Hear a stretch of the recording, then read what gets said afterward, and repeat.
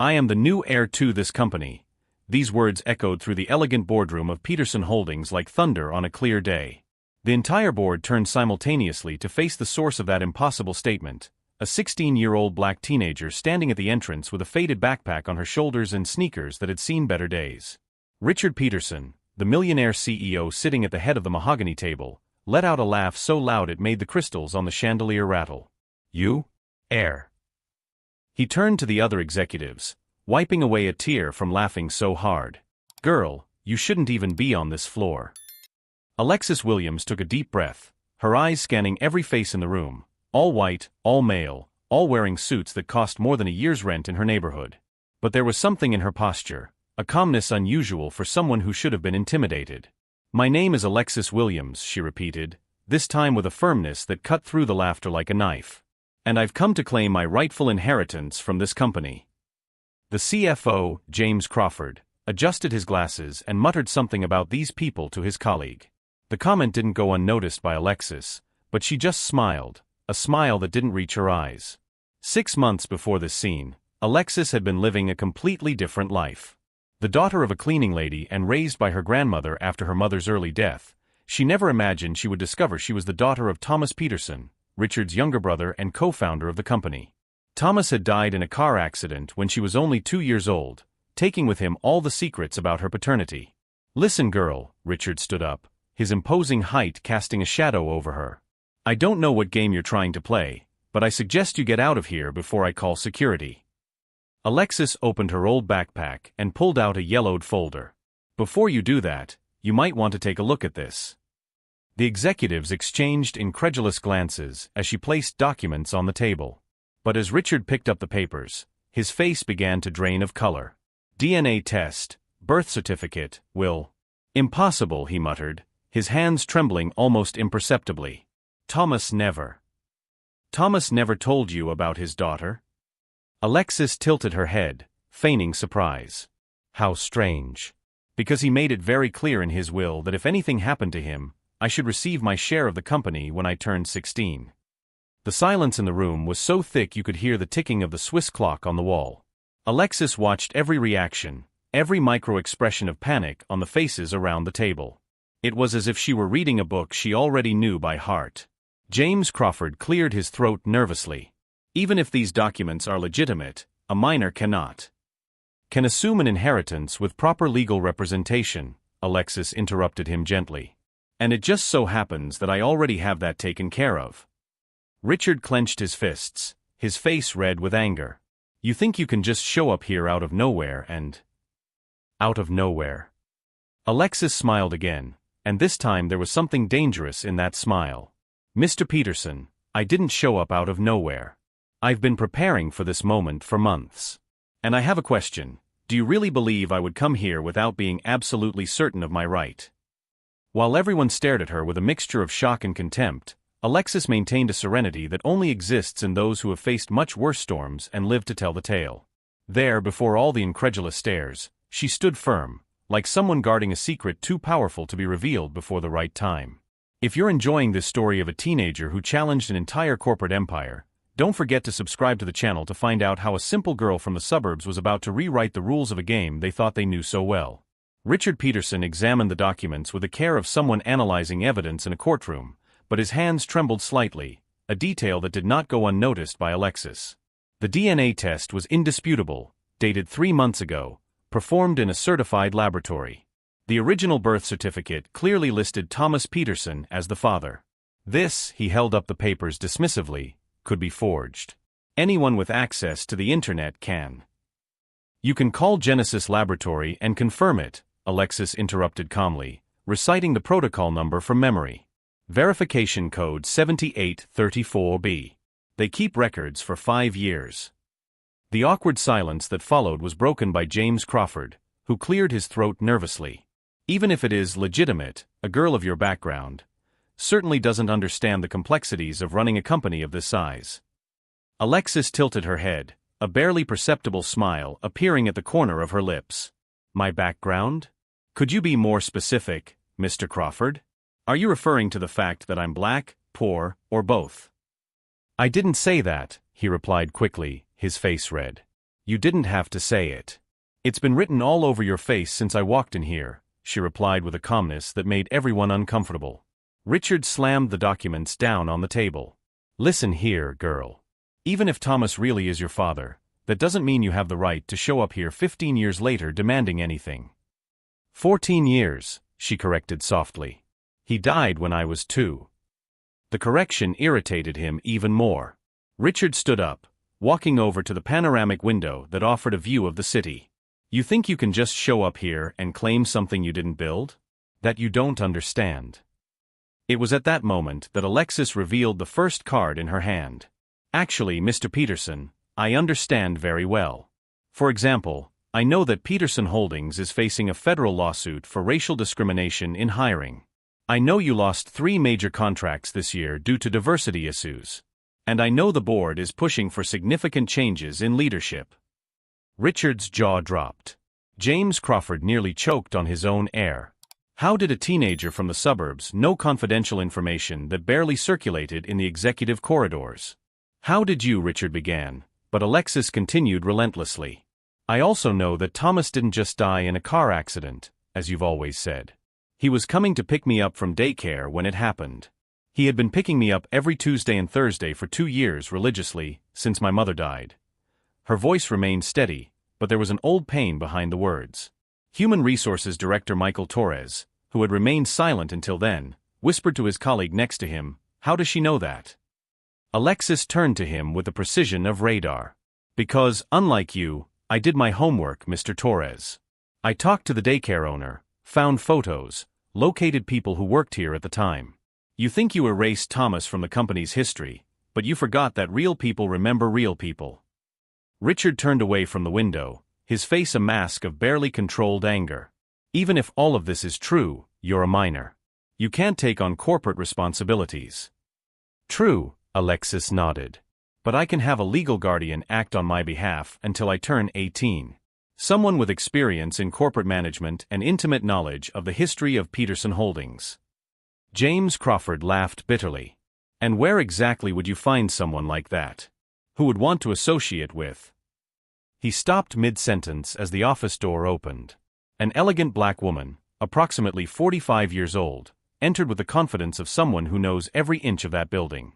She wore an impeccable suit and carried a leather briefcase that seemed to contain the weight of the world. Sorry to interrupt, she said, her voice cutting through the air like sharp silk. I'm Margaret Collins, former Vice President of Operations at Peterson Holdings. I worked directly with Thomas Peterson for 8 years before, deciding to pursue other horizons. The blood drained from Richard's face. Margaret Collins. The brilliant executive he had forced out 3 years ago with a generous severance package, fearing she might one day threaten his position. Margaret, he stammered, what are you doing here? She smiled, placing her briefcase on the table next to Alexis. I came to meet my new client. Alexis contacted me 2 months ago.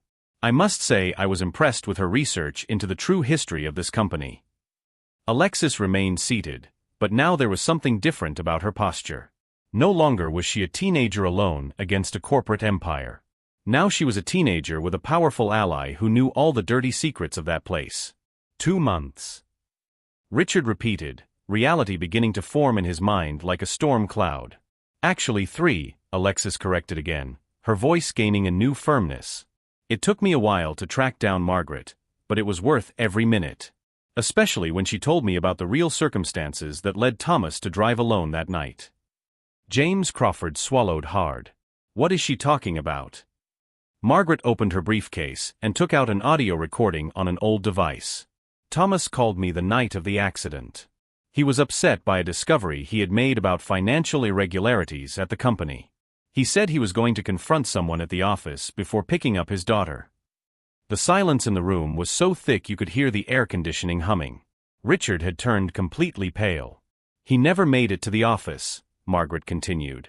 The accident happened 3 blocks before. Very convenient, don't you think? Alexis watched every reaction, every micro-expression of panic on the faces around the table. For months, she had prepared for this moment, gathering evidence, connecting dots that no one ever thought a girl from the suburbs would be able to connect. You thought you had buried Thomas along with his secrets, she said, her voice low but laden with an authority that no college degree could confer. "You thought an orphan child would never have the resources or intelligence to unearth the truth." What these powerful men didn't know was that underestimating Alexis Williams had been the first fatal mistake of many yet to come. And while they grappled with the reality that their carefully constructed narrative was crumbling, she was already 3 moves ahead, preparing a checkmate that would turn that boardroom into the stage for a justice she had waited 15 years to see served. The audio recording Margaret placed on the table seemed too small to contain 15 years of buried secrets. Richard stared at the device as if it were a bomb about to explode, which, in a way, it was. "You can't prove anything with an old recording," he said, but his voice had lost all its former authority. Thomas was troubled in those last few months. Everyone knew that. Alexis leaned forward, her fingers tapping softly on the table, a gesture that seemed casual, but made James Crawford gulp when he noticed the rhythmic pattern. It was Morse code. The girl was sending a message in Morse code. "Disturbed," she repeated, pretending to consider the word. "It's interesting that you use that word, Mr. Peterson. Because that's exactly what Thomas said to Margaret on that recording, that he was disturbed by what he had discovered in the accounting books." Michael Torres, the director of human resources, tried to intervene. "Look, kid, just because you're Thomas's daughter doesn't mean you can show up here making accusations." "Accusations?" Alexis interrupted, her voice maintaining that dangerous calm. "I haven't made any accusations yet. I'm just sharing facts." She paused, observing each face. "But since you brought it up, Mr. Torres, would you like me to explain why my birth certificate disappeared from hospital records 3 days after Thomas's death?" The silence that followed was so thick you could hear the air conditioner fan. Torres opened and closed his mouth like a fish out of water. Margaret smiled coldly. "Oh yes. I forgot to mention. Alexis has been very thorough in her investigation. Tell them about the other documents that disappeared." Alexis opened her backpack again, this time pulling out a tablet. "Over the past 6 months, I've tracked 17 documents related to Thomas Peterson that were lost, misplaced, or damaged in various government departments. Very strange, considering they were digital files with automatic backups." She slid her finger across the screen, showing a detailed spreadsheet. "But here's something interesting. All of these accidents happened within a 48-hour radius, always on Friday afternoons, when fewer people were working." Richard tried to laugh, but the sound that came out was more like a strangled whisper. "That's teenage paranoia." "Is it?" Alexis tapped another file on the tablet. "Because I also found out that a company called Clearwater Solutions received digital archiving consulting contracts from the city during the same periods. A company that, interestingly, has Richard Peterson listed as a minority shareholder." The blood drained completely from Richard's face.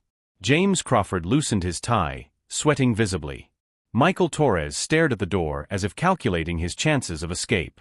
Margaret watched everything with the satisfaction of someone watching an opponent fall into a trap she helped build. "Alexis," she said softly, "tell them about Mr. Davidson." For a moment, all the men in the room seemed to forget how to breathe. "Robert Davidson," Alexis nodded, consulting her tablet again. "Senior accountant at Peterson Holdings from 1998 to 2008.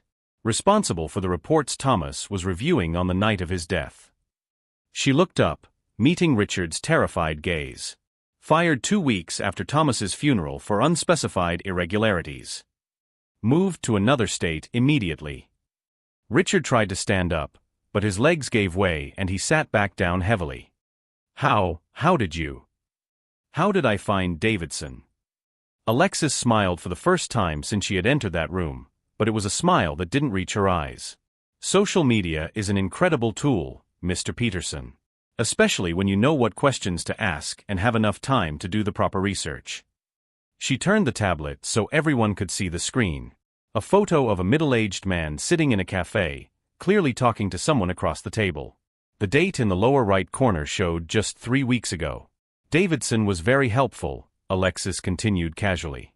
"Especially after I explained that I wasn't interested in destroying his new life, just in finding the truth about my father. He still had copies of everything." Margaret opened her briefcase and pulled out a stack of papers. 10 years of altered financial reports. Fictitious contracts. Fake invoices. A systematic money laundering operation that siphoned more than $20 million from the company over the decade. 23,400,000, Alexis corrected precisely. To be exact. Divided between accounts at 3 different banks, all controlled by a network of shell companies. James Crawford was hyperventilating. That's impossible. We never. Never what? Alexis asked innocently. Never thought anyone would find out? Never imagined a girl from the suburbs would have the intelligence to connect the dots? Or never expected Davidson to keep evidence? Richard tried one last desperate gambit. Even if that's true, you're still a minor. You can't. I can't run a company, Alexis nodded. But I can, with the proper legal guidance, initiate a full forensic audit of all Peterson Holdings' financial operations for the last 15 years. I can also file federal criminal complaints for fraud, embezzlement, and conspiracy. She paused, savoring the moment like someone tasting fine wine. And I can do all of that by going public with all the documented evidence I've collected, including the recordings of our conversations today. Recordings? Michael Torres stammered. What recordings? Alexis discreetly touched a small device attached to the strap of her backpack. A red light flashed silently. Oh, this little thing? It's legal to record conversations in the state when you're a minor and documenting possible fraud against you. I consulted 3 different lawyers to make sure. The men around the table looked like statues of salt, motionless, pale, and slowly crumbling under the weight of their own unmasked arrogance. Margaret closed her briefcase with a satisfying click. Alexis, I think it's time to reveal our final proposal to them. Our proposal? Richard muttered, his voice almost inaudible. Alexis rose slowly, her posture radiating an authority that contrasted sharply with her age. For months, she had planned every move, anticipated every reaction, prepared every counterattack. What these powerful men did not yet know was that the helpless teenager they had underestimated was about to offer them a choice that none of them were prepared to face. Gentlemen, she said, her voice cutting through the air like a sharp blade, the time has come to discuss the terms of my mercy. As the executive struggled between panic and disbelief, Alexis stood there as the center of a hurricane she herself had created, knowing that the real storm was yet to come. Because what none of them suspected was that everything that had been revealed so far was just the warm-up for the real coup she had planned, a blow that would not only restore her inheritance, but completely rewrite the power structure of that company that thought it could bury the truth along with her father. My proposal is very simple, Alexis said, walking slowly around the table like a predator who had finally cornered its prey. You can resign voluntarily, return the stolen money, and publicly confess your crimes. Or what? Richard shouted, his voice cracking under the weight of despair. You're just a child. No one will take you seriously. Alexis smiled, tapping the small device in her backpack again. Actually, Mr. Peterson, our conversation has been broadcast live for exactly 43 minutes. The silence that followed was absolute. Not even the air conditioning dared to make a sound. Broadcast live. James Crawford whispered, his face turning a worrying shade of gray. Margaret opened her laptop and turned the screen so everyone could see. On the screen, a YouTube stream displayed Live Expose, Corruption at Peterson Holdings, with over 47,000 views and comments increasing by the second. 17,543 people have watched you admit to corporate fraud in the last 5 minutes, Alexis reported casually, consulting her phone. Including several very interesting people. Richard tried to stand, but his legs failed him. You can't, this is illegal. Actually, it's completely legal, an authoritative voice sounded from the doorway. 3 federal agents entered the room, followed by 2 local police detectives. I'm Federal Agent Sarah Martinez. Alexis Williams came to us 2 weeks ago with evidence of corporate fraud and money laundering. The lead agent approached the table, surveying the scattered documents. We have arrest warrants for Richard Peterson, James Crawford, and Michael Torres. No. James suddenly stood up, trying to run for the door. One of the detectives effortlessly intercepted him, handcuffing him as he muttered incoherently about misunderstandings and consulting lawyers. Michael Torres had gone into complete shock, sitting motionless as tears streamed silently down his face. My family, he whispered. My children will see this on the internet. Richard, however, was still trying to maintain some control. You can't prove anything. A rebellious teenager with forged documents. Alexis opened her backpack one last time, pulling out a different tablet. Remember Mr. Davidson, our repentant accountant? Well, he didn't just keep copies of the financial documents. She pressed play on a recorded video. The image showed Richard Peterson in his office 3 years ago, clearly instructing Davidson on how to mask illegal transfers. The audio quality was crystal clear. "Make sure nothing can be traced back to me," Richard's voice echoed in the room. "If anyone finds out, you take all the blame. I have too much protection to go down for a few million." The blood drained completely from Richard's face. That was taken out of context. "We have 14 hours of similar recordings," Agent Martinez informed him, nodding to her colleagues. "Mr. Davidson was very meticulous in documenting his interactions with you after realizing he was being used as a scapegoat." As the agents approached Richard, he finally lost all composure. "You don't know who you're messing with," he yelled at Alexis. "I have contacts. Influence. I will destroy you and your family of slum dwellers." The racist comment was the last straw. The streaming chat exploded with outrage, and views jumped to over 80,000. Comments demanding justice multiplied by the second. Alexis, however, maintained her dignified calm. "Mr. Peterson, in a few minutes your company will be taken over by federal administrators. Your personal accounts will be frozen. And this video of you calling a black family slum dwellers live will be seen by millions of people." She paused, watching him being handcuffed.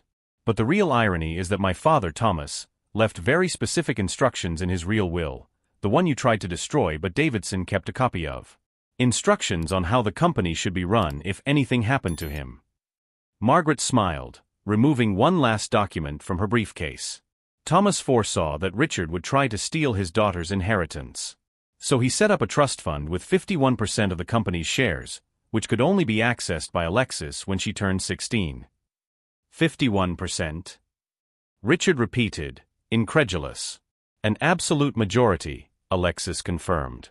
"Which means that, legally, I am the new controlling owner of Peterson Holdings. And my first decision as owner is to fire you all for just cause and sue each of you for fraud and embezzlement." James Crawford, still handcuffed, began to sob. "I have a family, a mortgage, please." "You should have thought about that before stealing $23 million, Alexis replied emotionlessly.